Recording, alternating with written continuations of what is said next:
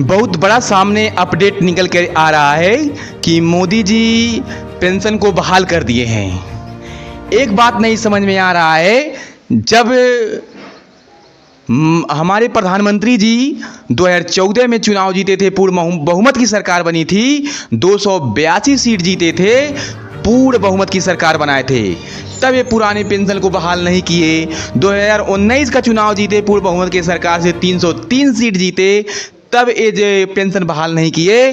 2024 में ये 240 सीट जीत करके ये पेंशन क्यों बहाल कर रहे हैं, हमको एक बात की नहीं समझ में आ रहा है। यही बात नहीं समझ में आ रहा है, आखिर क्यों?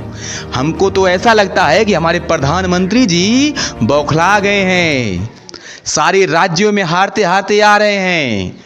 बताइए, जो प्रधानमंत्री 303 सीट जीतता है, एक समय ऐसा आता है कि 240 सीटों पे सिमट जाता है। तो इसका संकेत क्या हो सकता है? इसका संकेत क्या हो सकता है?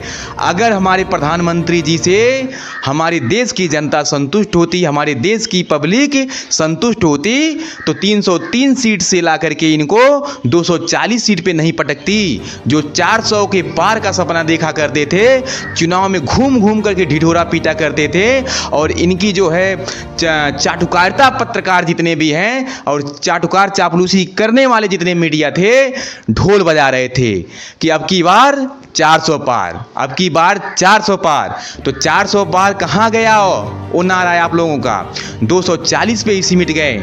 तो आपको अभी को नजर आया कि हमको पुरानी पेंशन को बहाल करना है।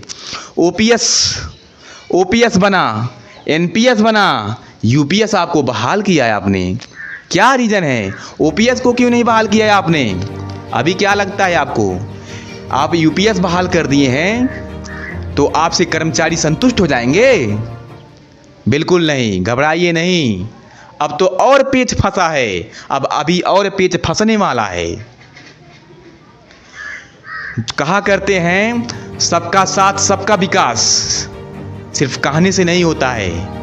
विकास करने के लिए ग्राउंड लेवल पे आना पड़ता है। ग्राउंड लेवल पे आएंगे तभी होगा, और जो विकास करेगा उसको प्रचार प्रसार करने की जरूरत पड़ती ही नहीं है। तो माननीय प्रधानमंत्री जी, हम आपसे एक बात कहना चाहते हैं, आप सबके पक्ष में काम करिए, कोई दिक्कत नहीं होगा। आप देश के वो यशस्वी प्रधानमंत्री रहे हैं और है भी, जिससे विश्व पूरा थरथराहट होती है, कांपती है, विश्व पूरा कांपता है, थरथरा जाता है आपके नाम से।